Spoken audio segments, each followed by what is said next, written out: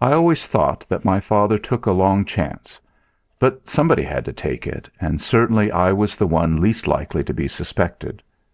It was a wild country, there were no banks. We had to pay for the cattle, and somebody had to carry the money. My father and my uncle were always being watched. My father was right, I think. "Abner," he said, "I'm going to send Martin. No one will ever suppose that we would trust this money to a child." My uncle drummed on the table and rapped his heels on the floor. He was a bachelor, stern and silent. But he could talk, and when he did, he began at the beginning, and you heard him through, and what he said, well, he stood behind it. "To stop Martin," my father went on, "would be only to lose the money. But to stop you would be to get somebody killed." I knew what my father meant. He meant that no one would undertake to rob Abner until after he had shot him to death. I ought to say a word about my Uncle Abner. He was one of those austere, deeply religious men who were the product of the Reformation. He always carried a Bible in his pocket, and he read it where he pleased. Once the crowd at Roy's tavern tried to make sport of him when he got his book out by the fire. But they never tried it again. When the fight was over, Abner paid Roy 18 silver dollars for the broken chairs and the table, and he was the only man in the tavern who could ride a horse. Abner belonged to the church militant, and his God was a warlord. So that is how they came to send me. The money was in greenbacks in packages. They wrapped it up in newspaper and put it into a pair of saddlebags, and I set out. I was about 9 years old. No, it was not as bad as you think. I could ride a horse all day when I was 9 years old, most any kind of a horse. I was tough as whitleather, and I knew the country I was going into. You must not picture a little boy rolling a hoop in the park. It was an afternoon in early autumn. The clay roads froze in the night. They thawed out in the day, and they were a bit sticky. I was to stop at Roy's tavern, south of the river, and go on in the morning. Now and then I passed some cattle driver, but no one overtook me on the road until almost sundown. Then I heard a horse behind me, and a man came up. I knew him. He was a cattleman named Dix. He had once been a shipper, but he had come in for a good deal of bad luck. His partner Alkiri had absconded with a big sum of money due the grazers. This had ruined Dix. He had given up his land, which wasn't very much, to the grazers. After that he'd gone over the mountain to his people, got together a pretty big sum of money, and bought a large tract of grazing land. Foreign claimants had sued him in the courts on some old title, and he had lost the whole tract and the money that he'd paid for it. He had married a remote cousin of ours, and he had always lived on her lands, adjoining those of my Uncle Abner. Dix seemed surprised to see me on the road. "So it's you, Martin," he said. "I thought Abner would be going into the up country." One gets to be a pretty cunning youngster even at this age, and I told no one what I was about. "Father wants the cattle over the river to run a month," I returned easily, "and I'm going up there to give his orders to the grazers." He looked me over, then he rapped the saddlebags with his knuckles. "You carry a good deal of baggage, my lad." I laughed. "Horse feed," I said. "You know my father. A horse must be fed at dinner time, but a man can go till he gets it." One was always glad of any company on the road, and we fell into an idle talk. Dick said he was going out into the 10 Mile country, and I've always thought that was, in fact, his intention. The road turned south about a mile our side of the tavern. I never liked Dix. He was of an apologetic manner, with a cunning, irresolute face. A little later a man passed us at a gallop. He was a drover named Marks, who lived beyond my Uncle Abner, and he was riding hard to get in before night. He hailed us, but he did not stop. We got a shower of mud, and Dix cursed him. I've never seen a more evil face. I suppose it was because Dix usually had a grin about his mouth, and when that sort of face gets twisted, there's nothing like it. After that he was silent. He rode with his head down and his fingers plucking at his jaw, like a man in some perplexity. At the crossroads he stopped and sat for some time in the saddle, looking before him. I left him there, but at the bridge he overtook me. He said he had concluded to get some supper, and go on after that. Roy's tavern consisted of a single big room, with a loft above it for sleeping quarters. A narrow covered way connected this room with the house in which Roy and his family lived. We used to hang our saddles on wooden pegs in this covered way. I have seen that wall so hung with saddles that you could not find a place for another stirrup. But tonight Dix and I were alone in the tavern.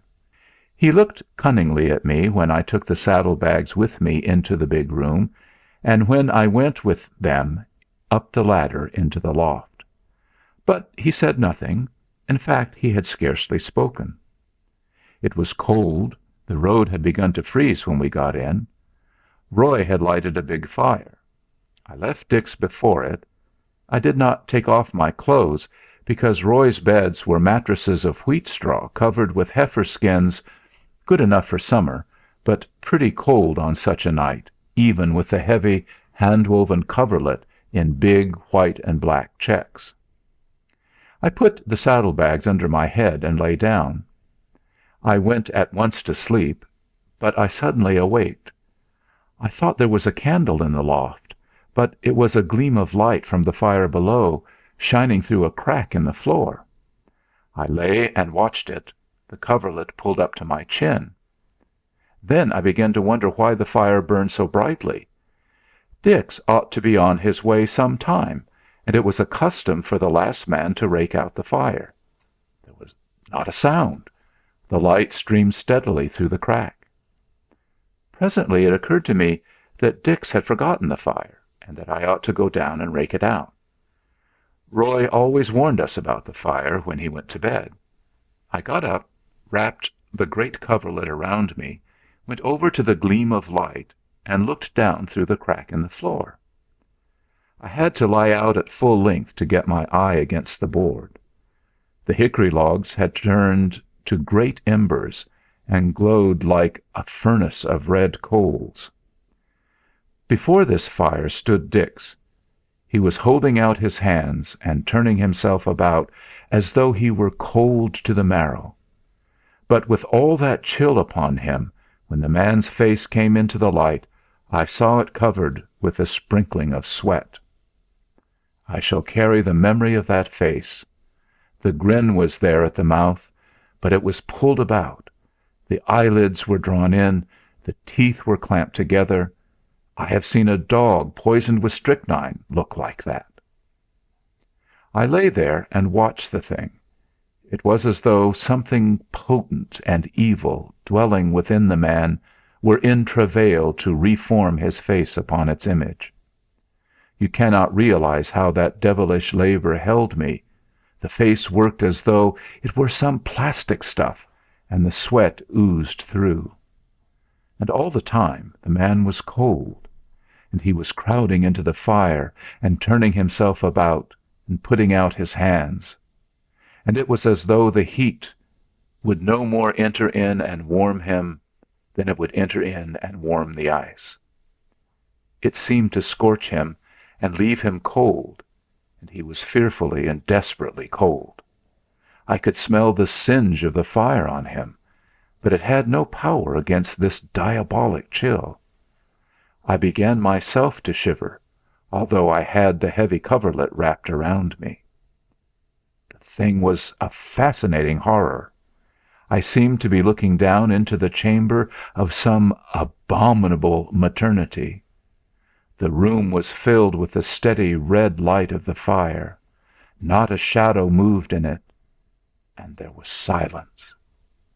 The man had taken off his boots, and he twisted before the fire without a sound. It was like the shuddering tales of possession or transformation by a drug. I thought the man would burn himself to death. His clothes smoked. How could he be so cold? Then finally the thing was over.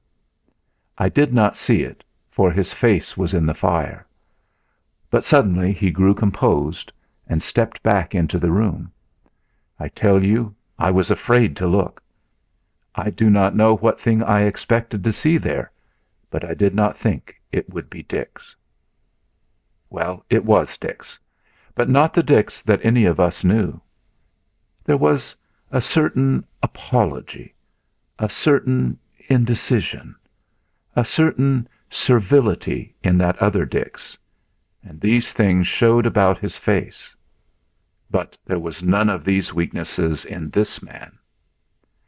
His face had been pulled into planes of firmness and decision. The slack in his features had been taken up, the furtive moving of the eye was gone. He stood now squarely on his feet, and he was full of courage. But I was afraid of him, as I have never been afraid of any human creature in this world. Something that had been servile in him, that had skulked behind disguises, that had worn the habiliments of subterfuge, had now come forth, and it had moulded the features of the man to its abominable courage. Presently he began to move swiftly about the room. He looked out at the window, and he listened at the door. Then he went softly into the covered way. I thought he was going on his journey. But then he could not be going with his boots there beside the fire. In a moment he returned with a saddle blanket in his hand, and came softly across the room to the ladder. Then I understood the thing that he intended, and I was motionless with fear. I tried to get up, but I could not. I could only lie there, with my eye strained to the crack in the floor. His foot was on the ladder, and I could already feel his hand on my throat, and that blanket on my face, and the suffocation of death in me, when far away on the hard road I heard a horse. He heard it too, for he stopped on the ladder and turned his evil face about toward the door. The horse was on the long hill beyond the bridge, and he was coming as though the devil rode in his saddle. It was a hard, dark night. The frozen road was like flint. I could hear the iron of the shoes ring.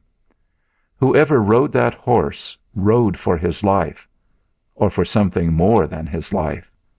Or he was mad. I heard the horse strike the bridge and thunder across it. And all the while Dix hung there on the ladder by his hands and listened. Now he sprang softly down, pulled on his boots, and stood up before the fire, his face, his new face, gleaming with its evil courage. The next moment the horse stopped. I could hear him plunge under the bit, his iron shoes ripping the frozen road. Then the door leaped back, and my Uncle Abner was in the room. I was so glad that my heart almost choked me, and for a moment I could hardly see. Everything was in a sort of mist. Abner swept the room in a glance, and then he stopped. "Thank God," he said, "I'm in time." And he drew his hand down over his face, with the fingers hard and close, as though he pulled something away.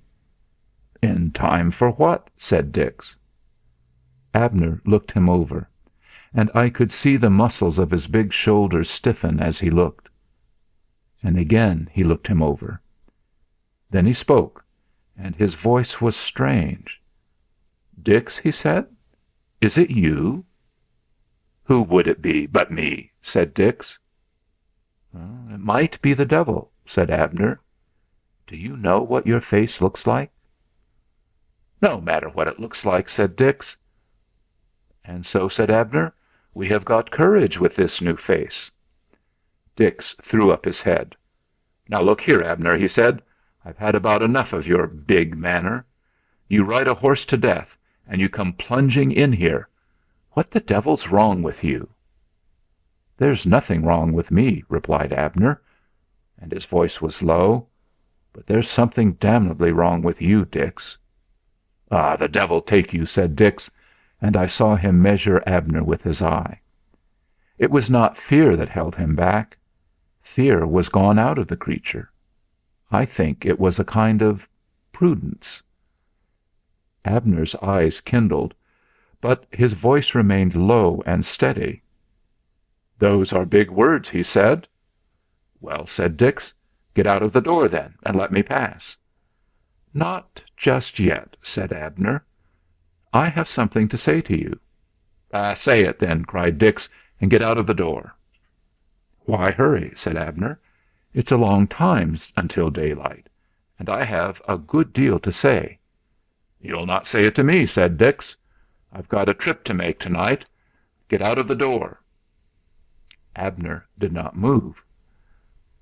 "You've got a longer trip to make tonight than you think, Dix," he said. "But you're going to hear what I have to say before you set out on it." I saw Dix rise on his toes, and I knew what he wished for. He wished for a weapon.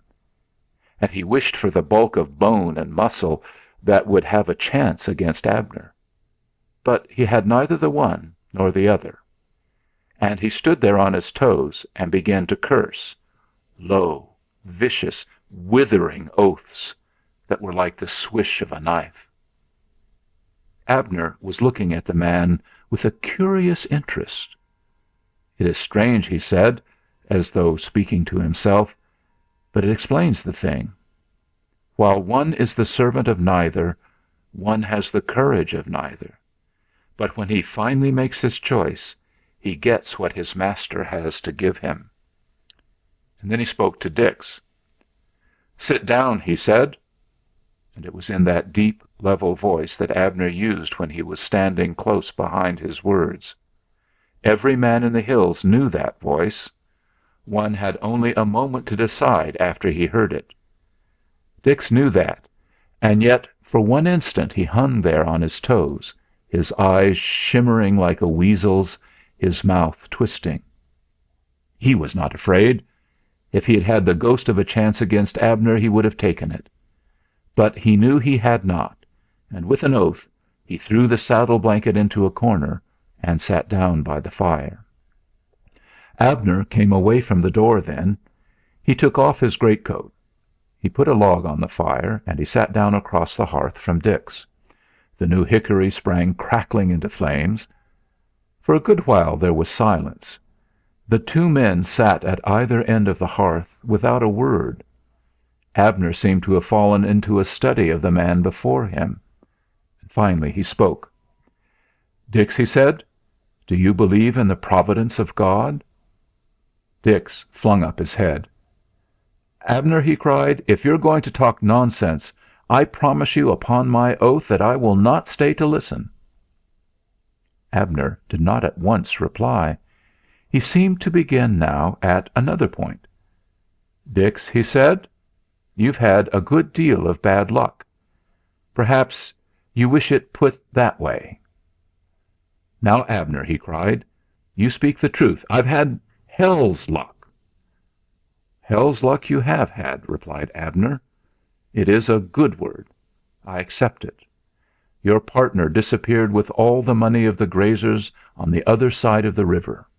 You lost the land in your lawsuit, and you are tonight without a dollar. That was a big tract of land to lose.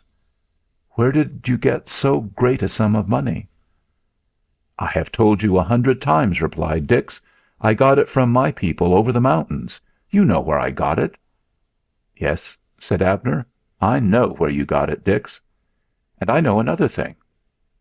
But first I want to show you this," and he took a little penknife out of his pocket. "And I want to tell you that I believe in the providence of God, Dix." "I don't care a fiddler's damn what you believe in," said Dix. "But you do care what I know," replied Abner. "What do you know?" said Dix. "I know where your partner is," replied Abner. I was uncertain about what Dix was going to do, but finally he answered with a sneer: "Then you know something that nobody else knows." "Yes," replied Abner, "there is another." Who knows?" "Who?" said Dix. "You," said Abner. Dix leaned over in his chair and looked at Abner closely. "Abner," he cried, "you are talking nonsense. Nobody knows where Alkiri is. If I knew, I'd go after him." "Dix," Abner answered, and it was again in that deep, level voice, "if I had got here 5 minutes later, you would have gone after him. I can promise you that, Dix. Now listen.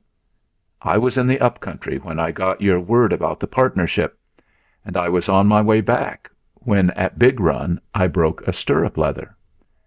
I had no knife, and I went into the store and bought this one. Then the storekeeper told me that Alkiri had gone to see you. I didn't want to interfere with him, and I turned back. So I did not become your partner, and so I did not disappear. What was it that prevented? The broken stirrup leather? The knife? In old times, Dix, men were so blind that God had to open their eyes before they could see His angel in the way before them. They are still blind, but they ought not to be that blind. Well, on the night that Alkiri disappeared, I met him on his way to your house. I was out there at the bridge. He had broken a stirrup leather, and he was trying to fasten it with a nail. He asked me if I had a knife, and I gave him this one. It was beginning to rain, and I went on, leaving him there in the road with the knife in his hand." Abner paused. The muscles in his great iron jaw contracted. "God forgive me," he said. "It was His angel again. I never saw Alkiri after that." "Nobody ever saw him after that," said Dix. "He got out of the hills that night." "No," replied Abner. "It was not in the night when Alkiri started on his journey. It was in the day."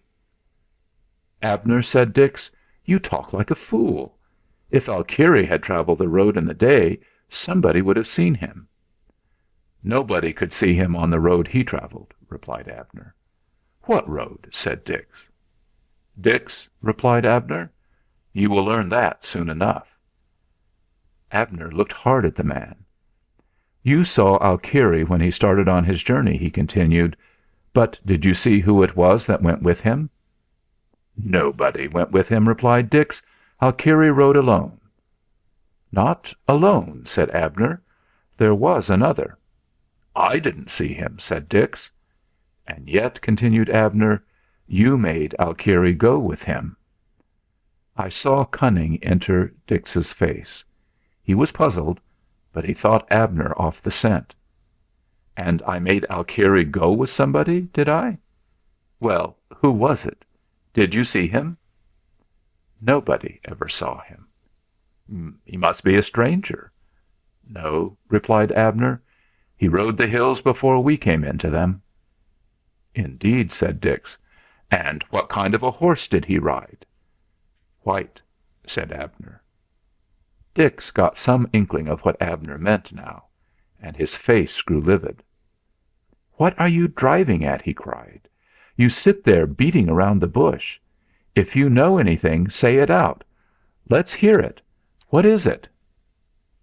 Abner put out his big sinewy hand as though to thrust Dix back into his chair. "Listen," he said. "2 days after that I wanted to get out into the 10 Mile country, and I went through the lands. I rode a path through the narrow valley west of your house. At a point on the path where there is an apple tree something caught my eye, and I stopped. 5 minutes later I knew exactly what had happened under that apple tree. Someone had ridden there. He had stopped under that tree. Then something happened, and the horse had run away. I knew that by the tracks of a horse on this path. I knew that the horse had a rider, and that it had stopped under this tree, because there was a limb cut from the tree at a certain height. I knew the horse had remained there, because the small twigs of the apple limb had been pared off, and they lay in a heap on the path. I knew that something had frightened the horse, and that it had run away, because the sod was torn up where it had jumped. 10 minutes later I knew that the rider had not been in the saddle when the horse jumped. I knew what it was that had frightened the horse, and I knew that the thing had occurred the day before. Now, how did I know that? Listen, I put my horse into the tracks of that other horse under the tree and studied the ground. Immediately I saw where the weeds beside the path had been crushed, as though some animal had been lying there, and in the very center of that bed I saw a little heap of fresh earth. That was strange, Dix, that fresh earth where the animal had been lying down. It had come there after the animal had got up, or else it would have been pressed flat. But where had it come from? I got off and walked around the apple tree, moving out from it in an ever-widening circle. Finally I found an ant heap, the top of which had been scraped away as though one had taken up the loose earth in his hands. Then I went back and plucked up some of the earth. The underclods of it were colored as with red paint. No, it wasn't paint. There was a brush fence some 50 yards away. I went over to it and followed it down.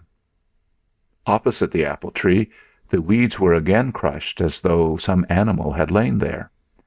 I sat down in that place and drew a line with my eye across a log of the fence to a limb of the apple tree. Then I got on my horse and again put him in the tracks of that other horse under the tree. The imaginary line passed through the pit of my stomach. I am 4 inches taller than Alkiri. It was then that Dix began to curse. I had seen his face work while Abner was speaking, and that spray of sweat had reappeared. But he kept the courage he had got. "Lord Almighty, man!" he cried. "How prettily you sum it up! We shall presently have Lawyer Abner with his brief. Because my renters have killed a calf, because one of their horses frightened at the blood has bolted, and because they cover the blood with earth so that other horses travelling the path may not do the like, straightway I have shot Alkiri out of his saddle. Man, what a mare's nest! And now, Lawyer Abner, with your neat little conclusions, what did I do with Alkiri after I had killed him? Did I cause him to vanish into the air with a smell of sulphur? Or did I cause the earth to yawn and Alkiri to descend into its bowels?" "Dix," replied Abner, "your words move somewhat near the truth." "Upon my soul," cried Dix, "you compliment me. If I had that trick of magic, believe me, you would be already some distance down." Abner remained a moment silent. "Dix," he said, "what does it mean when one finds a plot of earth resodded?" "Is that a riddle?" cried Dix. "Well, confound me if I don't answer it. You charge me with murder, and then you fling in this neat conundrum. Now, what could be the answer to that riddle, Abner? If one had done a murder, this sod would overlie a grave, and Alkiri would be in it in his bloody shirt. Do I give the answer?" "You do not," replied Abner. "No," cried Dix, "your sodded plot no grave, and Alkiri not within it waiting for the trump of Gabriel? Why, man, where are your little damned conclusions?" "Dix," said Abner, "you do not deceive me in the least. Alkiri is not sleeping in a grave." "Then in the air," sneered Dix, "with the smell of sulphur." "Nor in the air," said Abner. "Then consumed with fire, like the priests of Baal." "Nor with fire," said Abner. Dix had got back the quiet of his face. This banter had put him where he was when Abner entered. "This is all fool's talk," he said. "If I had killed Alkiri, what would I have done with the body? And the horse, what could I have done with the horse? Remember, no man has ever seen Alkiri's horse any more than he has seen Alkiri, and for the reason that Alkiri rode him out of the hills that night. Now, look here, Abner, you have asked me a good many questions. I will ask you one. Among your little conclusions, Do you find that I did this thing alone, or with the aid of others?" "Dix," replied Abner, "I will answer that upon my own belief you had no accomplice." "Then," said Dix, "how could I have carried off the horse?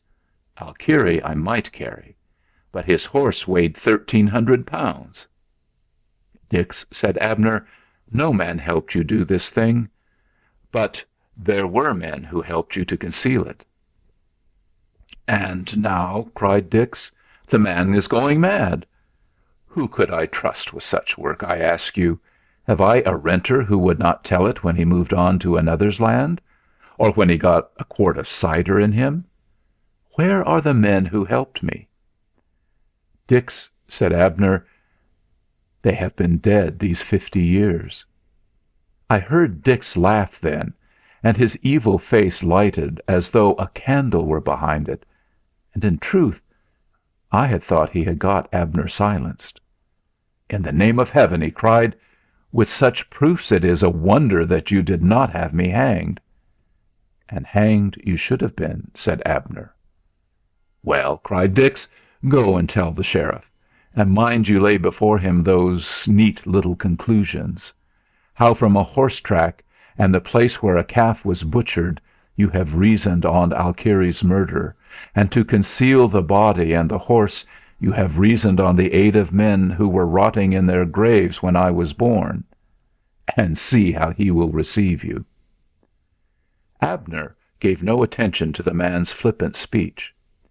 He got his great silver watch out of his pocket, pressed the stem, and looked. Then he spoke in his deep, even voice. "Dix," he said, "it is nearly midnight. In an hour you must be on your journey. And I have something more to say. Listen. I knew this thing had been done the previous day because it had rained on the night that I met Alkiri, and the earth of this ant heap had been disturbed after that. Moreover, this earth had been frozen, and that showed a night had passed since it had been placed there. And I knew the rider of that horse was Alkiri, because beside the path, near the severed twigs, lay my knife, where it had fallen from his hand. This much I learned in some 15 minutes. The rest took somewhat longer. I followed the track of the horse until it stopped in the little valley below. It was easy to follow while the horse ran, because the sod was torn, but when it ceased to run there was no track that I could follow. There was a little stream threading the valley, and I began at the wood and came slowly up to see if I could find where the horse had crossed. Finally I found a horse track, and there was also a man's track, which meant that you had caught the horse and were leading it away. But where? On the rising ground above there was an old orchard where there had once been a house. The work about that house had been done 100 years. It was rotted down now. You had opened this orchard into the pasture. I rode all over the face of this hill, and finally I entered this orchard. There was a great, flat, moss-covered stone lying a few steps from where the house had stood. As I looked, I noticed that the moss growing from it into the earth had been broken along the edges of the stone, and then I noticed that for a few feet about the stone the ground had been resodded. I got down and lifted up some of this new sod. Under it the earth had been soaked with that red paint. Oh, it was clever of you, Dix, to resod the ground. That took only a little time, and it effectually concealed the place where you had killed the horse. But it was foolish of you to forget that the broken moss around the edge of the great flat stone could not be mended." "Abner," cried Dix, "stop!" And I saw that spray of sweat, and his face working like kneaded bread, and the shiver of that abominable chill on him. Abner was silent for a moment, and then he went on, but from another quarter. "Twice," said Abner, "the angel of the Lord stood before me, and I did not know it. But the third time I knew it. It is not in the cry of the wind, nor in the voice of many waters, that His presence is made known to us.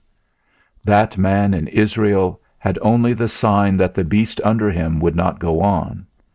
Twice I had a good sign, and tonight, when Marks broke a stirrup leather before my house and called me to the door and asked me for a knife to mend it, I saw and I came. The log that Abner had thrown on was burned down, and the fire was again a mass of embers. The room was filled with that dull red light. Dix had got on to his feet, and he stood now twisting before the fire, his hands reaching out to it, and that cold creeping in his bones, and the smell of the fire on him. Abner rose, and when he spoke, his voice was like a thing that has dimensions and weight. "Dix," he said, "you robbed the gravers. You shot Alkiri out of the saddle, and a child you would have murdered." And I saw the sleeve of Abner's coat begin to move, and then it stopped. He stood staring at something against the wall. I looked to see what the thing was, but I did not see it. Abner was looking beyond the wall, as though it had been moved away. And all the time Dix had been shaking with that hellish cold, and twisting on the hearth, and crowding into the fire. Then he fell back, and he was the Dix I knew. His face was slack, his eye was furtive, and he was full of terror. It was his weak whine that awakened Abner. He put up his hand and brought the fingers hard down over his face. And then he looked at this new creature, cringing and beset with fears. "Dix," he said, "Alkiri was a just man. He sleeps as peacefully in that abandoned well under his horse as he would sleep in the churchyard. My hand has been held back. You may go. Vengeance is mine, I will repay, saith the Lord." "But where shall I go, Abner?" the creature wailed. "I have no money, and I am cold." Abner took out his leather wallet and flung it toward the door. "There is money," he said, $100. "And there is my coat. Go. But if I find you in the hills tomorrow, or if I ever find you, I warn you in the name of the living God that I will stamp you out of life." I saw the loathsome thing writhe into Abner's coat, and seize the wallet, and slip out through the door. And a moment later I heard a horse, and I crept back on to Roy's heifer skin. When I came out at daylight, my Uncle Abner was reading by the fire. End of The Angel of the Lord.